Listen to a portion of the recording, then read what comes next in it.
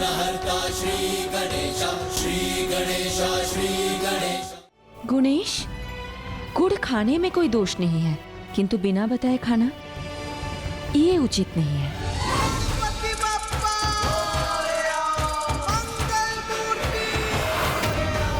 धन्यवाद माता, आप कितनी अच्छी हैं।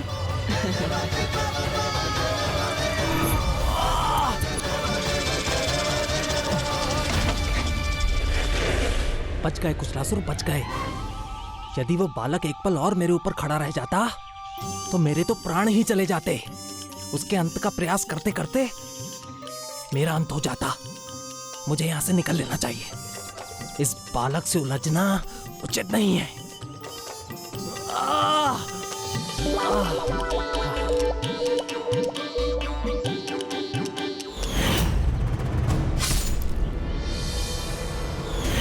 किंतु कैसे जाऊं? यदि त्रिलोकनाथ सिंधु का आदेश पूर्ण नहीं किया तो त्रिलोक में भी छिपने का स्थान नहीं मिलेगा मुझे। एक और कुआं, दूसरी ओर खाई।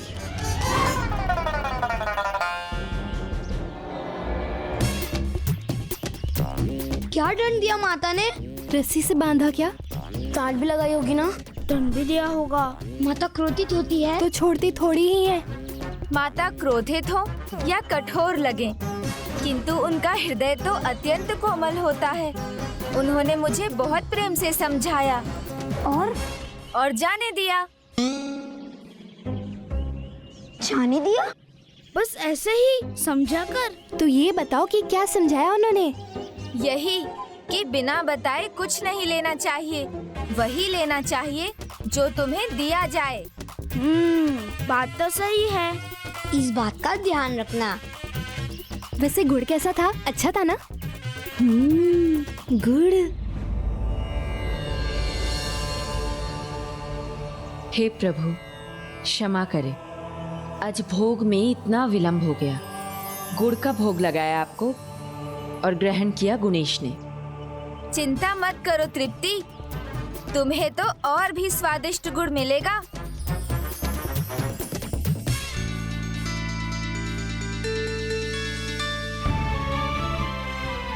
हे गजानन, हे गजमुख, गुड़ के इस भोग को स्वीकार कीजिए। चलो अब गुड़ खाते हैं। नहीं नहीं, अभी तो दंड पाए बिना छूटे हो और फिर से वही भूल करना चाहते हो। इसमें कैसी भूल है? माता ने कहा था ना, हे गजमुख, गुड़ स्वीकार करें। देखो मुझे, ध्यान से देखो, बड़े बड़े कान हैं, लंबी सूंड है। ऐसे कान और सूंड किसके होते हैं? गज के। तो मैं गजमुख हुआ कि नहीं?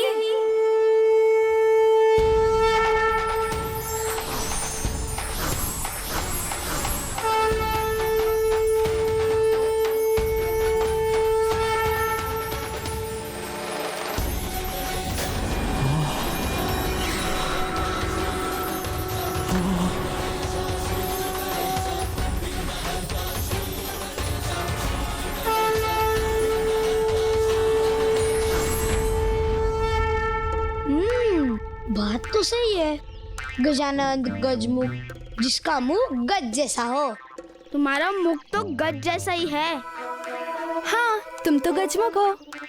अब तो मानते हो कि माता ने ये भोग मुझे ही चढ़ाया है।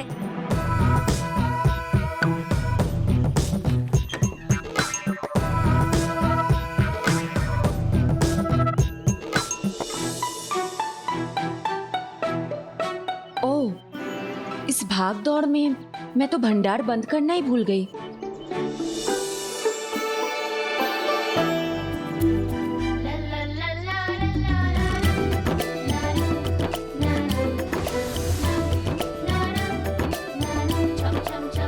लो खाओ, तुम सब खाओ।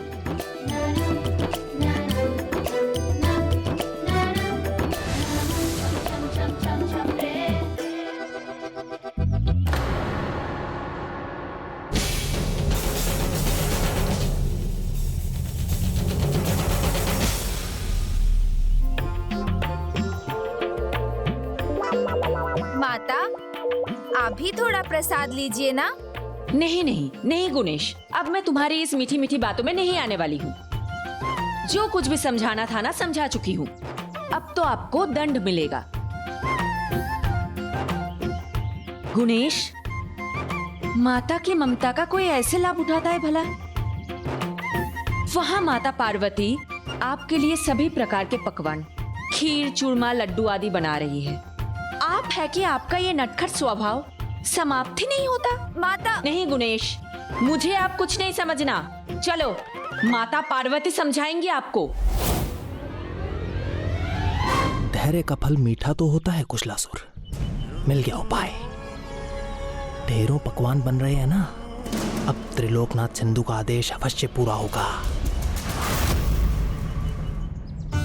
बस मैं खीर के ऊपर मेवा और डाल दूं, मेरे पुत्र को बहुत भाएगा। उंगलियां चाट चाट कर खाएगा। माता, माता, माता बाहर आइए। माता, आप रसोई में भोजन पका रही है और बाहर आपके पुत्र आश्रम को सर पर उठा रहे हैं।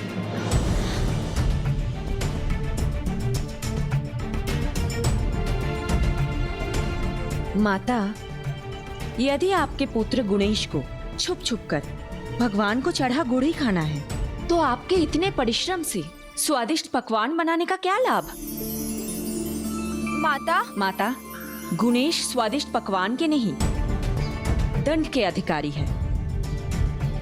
अपने नटखट स्वभाव से पूरे आश्रम को उथल पुथल कर दिया है और इससे सीख दूसरे बालक भी उत्पात मचाने लगे हैं। इनका ध्यान बटा, कुशलासुर का मार्ग खुला। अब चोट नहीं, प्रहार करने का समय है। माता, माता आप ही बताइए, यदि गुणेश ऐसे ही रहे तो बुराई की मिट्टी में लिपटे हुए सिंधु से हमें मुक्ति कैसे दिलाएंगे? माता, मुझे तो कुछ कहने दीजिए। हाँ हाँ कहिए ना, बताइए माता पार्वती को, कैसे आपको रंगे हाथों पकड़ा था मैंने, बताइए।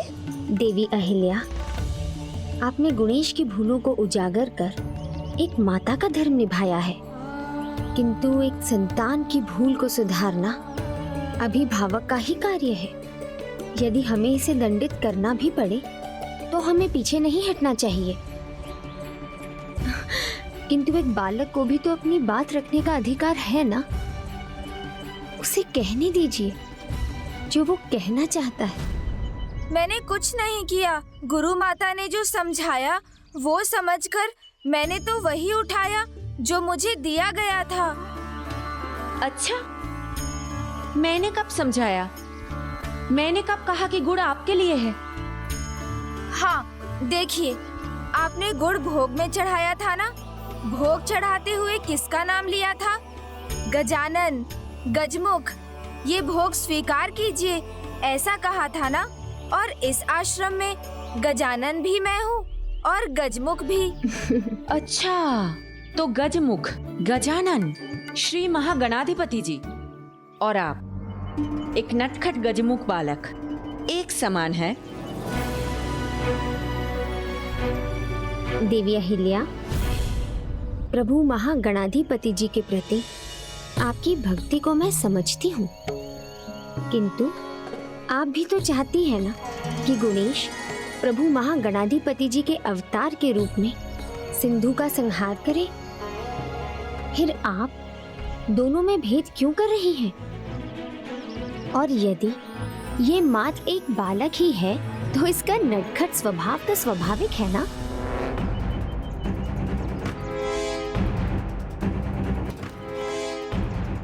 ये दबे पांव रसोई के भीतर कौन गया? पुत्र, जो कार्य अनुचित है वो अनुचित ही होता है, फिर उसे कैसे भी क्यों ना किया जाए। किंतु जो कार्य सही है, यदि उसे अनुचित प्रकार से किया जाए तो वो अनुचित ही होता है। गुड़ खाने में कोई दोष नहीं, किंतु तुमने गुड़ बिना पूछे उठाया, वो अनुचित था। सही तो ये होता कि तुम्हारा गुड़ खाने का मन है और तुम माता अहिल्या से गुड़ मांग लेते, वो स्वयं तुम्हें दे देती।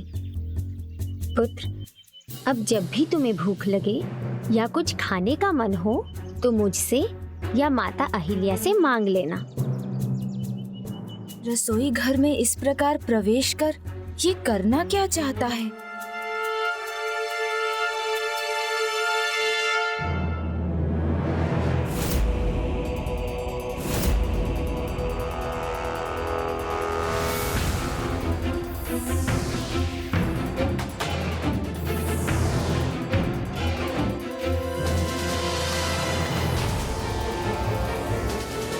बादसुर का वध कर गुणेश ने जो अनुचित किया है उसे मैं सही करूंगा।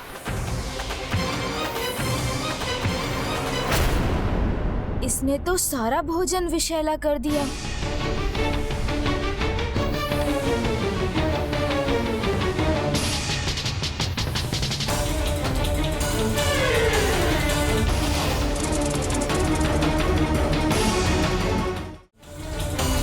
पुत्र, तुम्हारा ध्यान कहाँ है? तुम्हें समझ में आया जो मैंने समझाया? हाँ माता, मैं समझ गया। तो अब तो तुम्हें भूख लगी होगी ना पुत्र? मैंने तुम्हारे लिए ढेर सारे पकवान बनाए हैं। सब मेरे लिए ही पकाया है ना माता? हाँ पुत्र, सब तुम्हारे लिए है। तो मैं जितना चाहूँ उतना खा सकता हूँ? हाँ पुत्र, क्यों नहीं?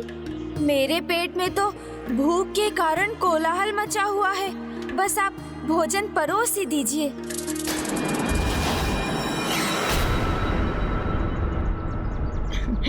देवी अहिल्या, आप सभी को बुला लीजिए, मैं भोजन पात्र लेकर आती हूँ।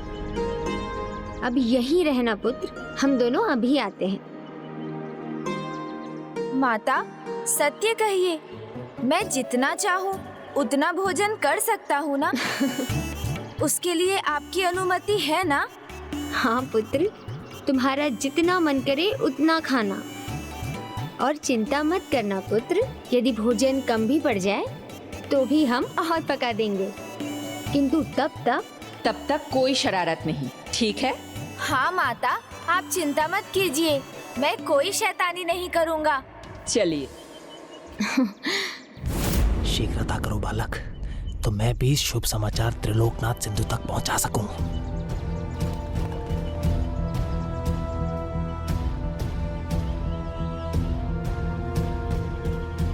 इतना सारा भोजन, इसे फेंकना तो अन्न का अपमान होगा। किंतु जो भोजन जीवन ऊर्जा देता है वो किसी प्राणी के प्राण ले, ये भी उचित नहीं। फिर तो एक ही मार्ग है, मुझे ही सब खाना होगा। भक्त भोग चढ़ाए तो भक्ति, माता भोग चढ़ाए तो आशीर्वाद। अब माता के आशीर्वाद से ही मैं इस विष के प्रभाव को भी मिटा दूंगा।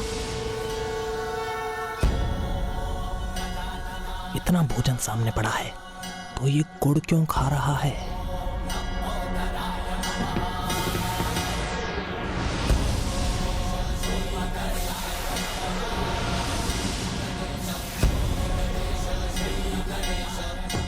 खाते रहो, विष दंती का विष अंदर जाएगा, तभी तो तुम्हारे प्राण बाहर आएंगे।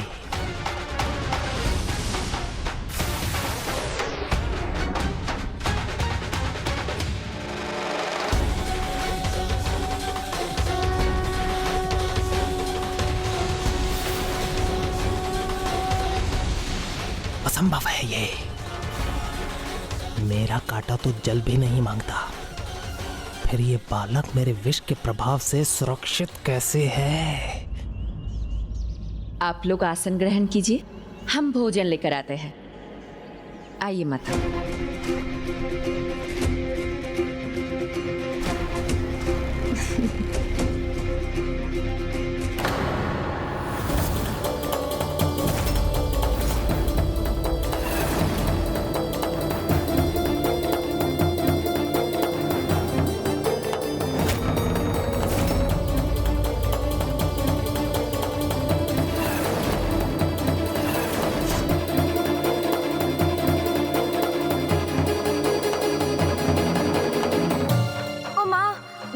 अधिक थी ना, तो मैं स्वयं को रोक ही नहीं सका।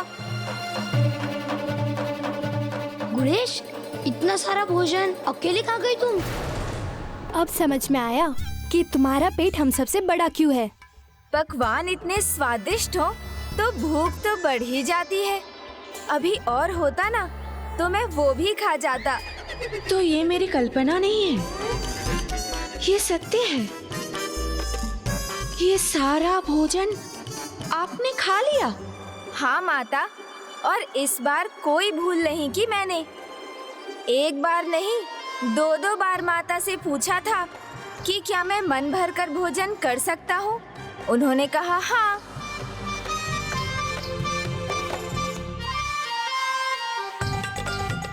किंतु ये पात्र तो बचा हुआ है। चलो, हम सब के लिए इतना तो बचा हुआ है। इस विषैली खीर पर मेरी दृष्टि तो पड़ी ही नहीं। इसे नहीं चखा मैंने। रुको मित्रों, ये भी मैं ही खाऊंगा।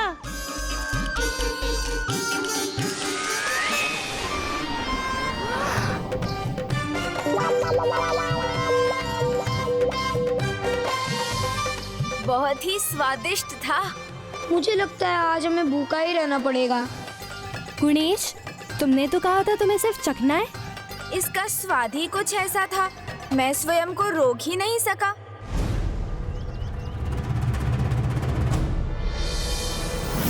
ये किसी साधारण बालक के बस की बात नहीं है। त्रिलोकनाथ सिंधु को सचेत करना चाहिए। चेतावनी तो तुम दोगे सिंधु को, किंतु वही जो मैं चाहूंगा, जिससे इस आश्रम पर फिर कोई संकट ना आए।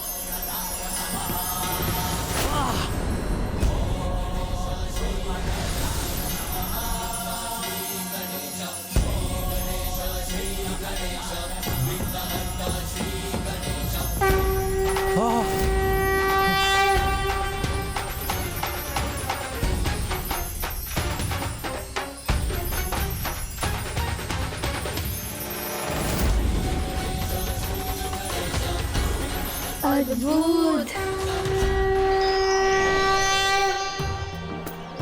ये अद्भुत नहीं है, आपने अन्याय किया है। सारा भोजन ग्रहण कर लिया, और ये ग्रहण करने से पहले आपने अन्य किसी का विचार भी नहीं किया। ये भी नहीं सोचा कि आपके मित्र भूखे रहने पर विवश हो जाएंगे। माता, यदि ये सारा भोजन मैं नहीं खाता तो आप सब विवश हो जाते अपने प्राणों को त्यागने के लिए। गुणेश, आप इतने स्वार्थी कैसे हो सकते हैं कि अपना स्वाद पाने के लिए अपने ही मित्रों को कैसे भूखे पेट रख सकते हैं?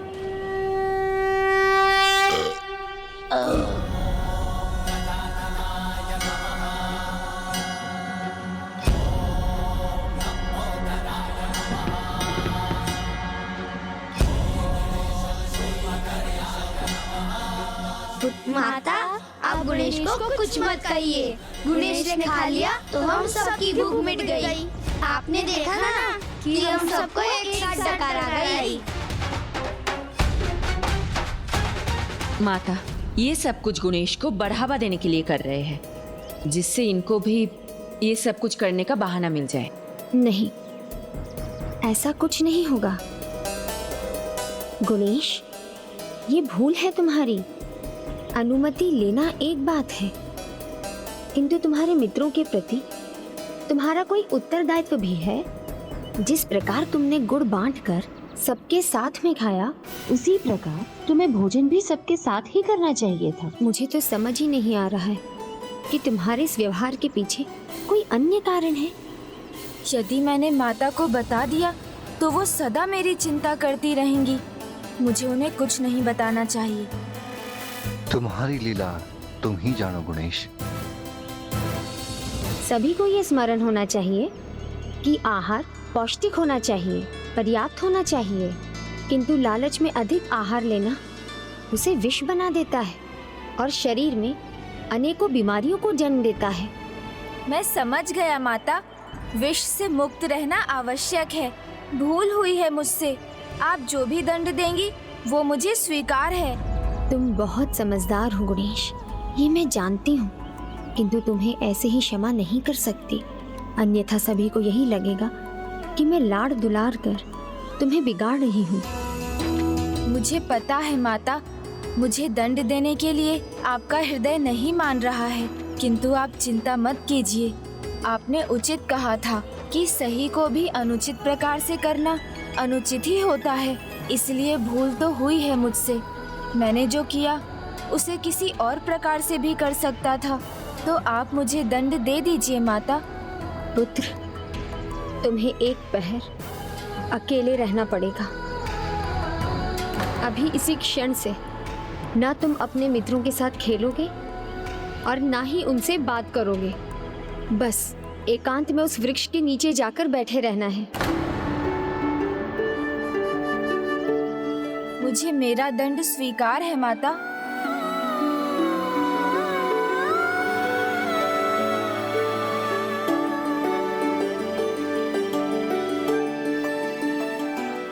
अपने पुत्र को दंड देना किस माँ को अच्छा लगता है। कितना अच्छा होता यदि मुझे ये नहीं करना होता।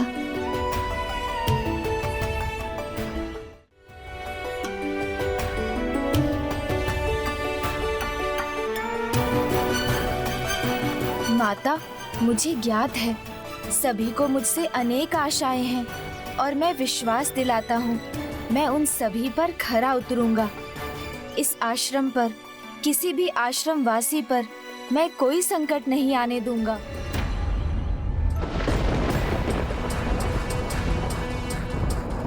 शांत रहोगे तो सदा के लिए शांत कर दूंगा। बोलो, क्या समाचार लाए हो? त्रिलोकनाथ, त्रिलोकाधिपति, वो बताओ, बात सुर कहाँ है? वो नहीं रहा। उस गुणेश ने उसका वध कर दिया।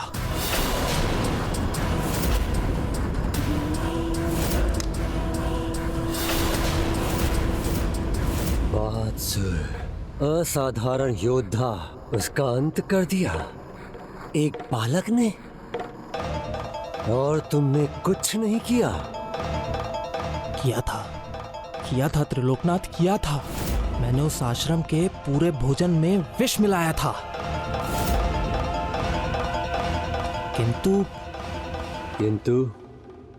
किंतु उस गुणेश ने पूरा भोजन ग्रहण करके मेरे किए धरे पर पानी फेर दिया। फिर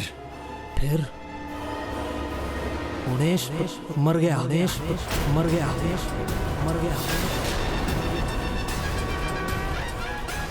है? ये क्या हुआ? बोलना चाहा, बच गया, और मुख से निकला मर गया।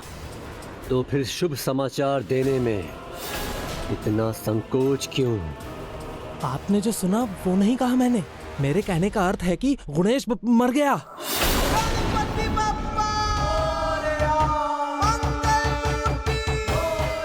मेरी जिभा को ये क्या हुआ है? मुझे बोलना है बच गया, किंतु मुख से निकल रहा है मर गया। सुन चुका हूँ मैं, वो बालक मर गया। नहीं त्रिलोकनाथ, गुणेश तो मर गया।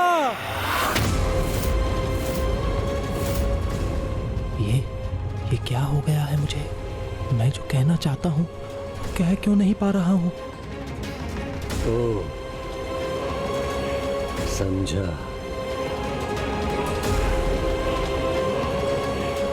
पुरस्कार चाहते हो तो मिलेगा पुरस्कार।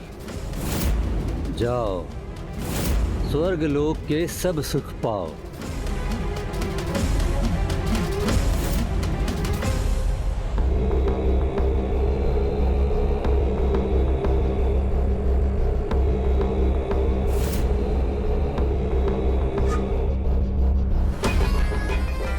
जब इन्हें सत्य ज्ञात होगा तो स्वर्ग को नर्क बनते देर नहीं लगेगी।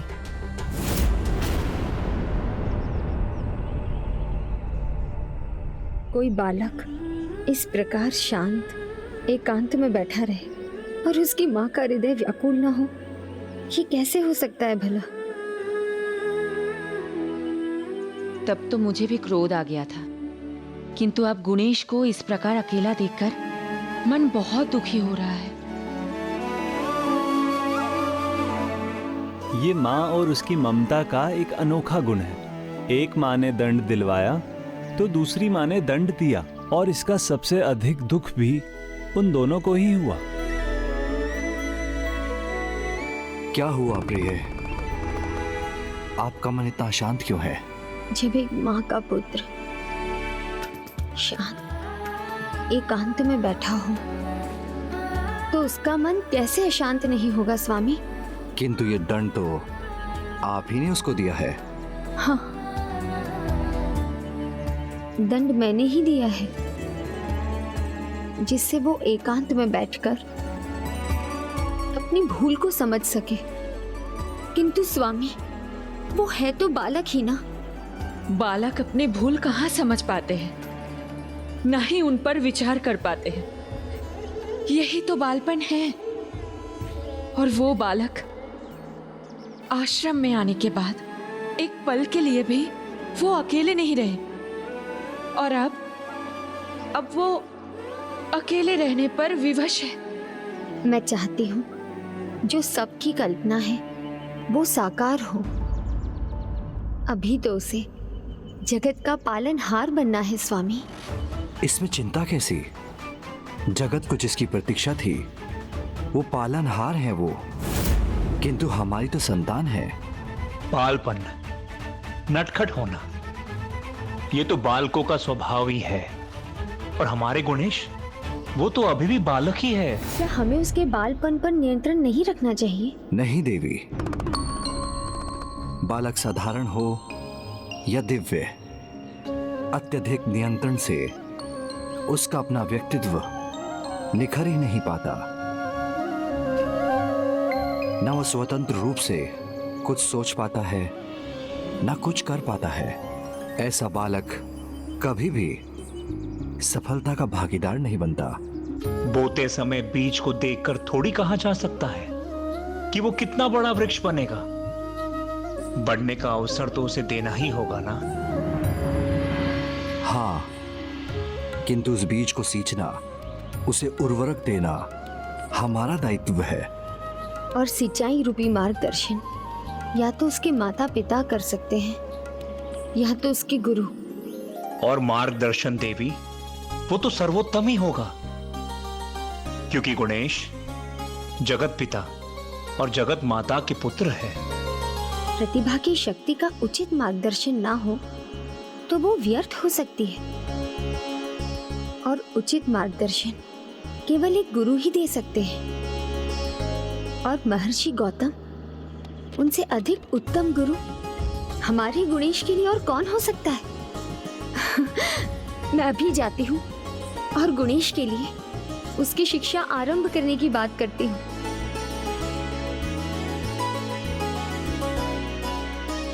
मैं अभी जाकर माता पार्वती को सुझाव देती हूँ कि वो शिक्षा के लिए गुणेश को आपके पास भेजे, तभी गुणेश उचित दिशा में आगे बढ़ेंगे। मैं आती हूँ स्वामी। मैं आपको कैसे समझाऊं देवी? गुणेश गुणों के ईश है।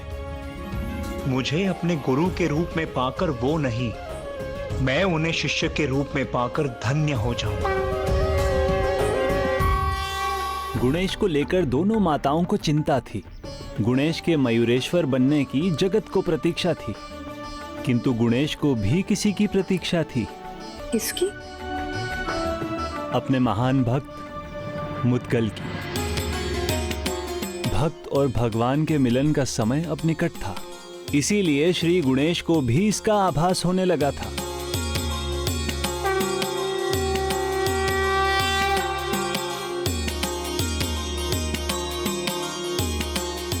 अब कुछ समय बाद गुणेश का दंड समाप्त हो जाएगा।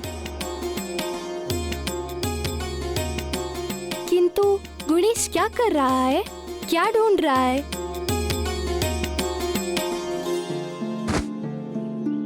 लगता है गुणेश को फिर से भूख लग गई है।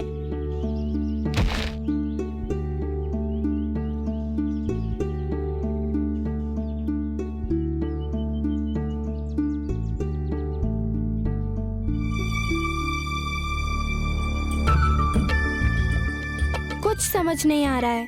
क्या है गुणेश के मन में? वो क्या कर रहा है?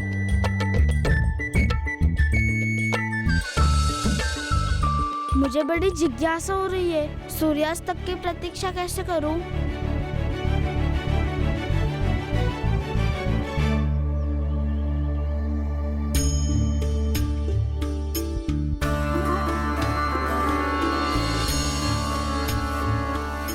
चलो मित्रों। हाँ।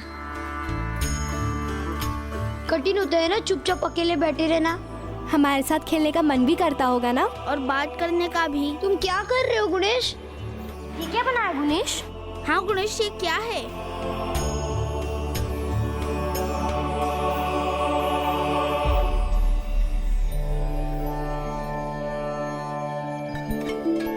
कुछ बोल क्यों नहीं रहे हो? अब तो दंड भी समाप्त हो गया, अब तो कुछ बोलो। ये क्या है गुणेश? भक्त और भगवान को भक्ति के तार से जोड़ने वाला एक तारा। कौन से भक्त? और किन भगवान के? जिनमें सच्ची श्रद्धा हो वो भक्त, और जिन पर श्रद्धा हो वो उसके भगवान। कदाचित आप उचित कहती थी देवी अहिल्या। हाँ माता, एकांतवास का लाभ हुआ है गुणेश जी। सब यही मानते हैं कि भक्त तो भगवान के रंग में रंगते हैं, किंतु यहाँ तो स्वयं भगवान ही भक्त के रंग में रंगने जा रहे थे।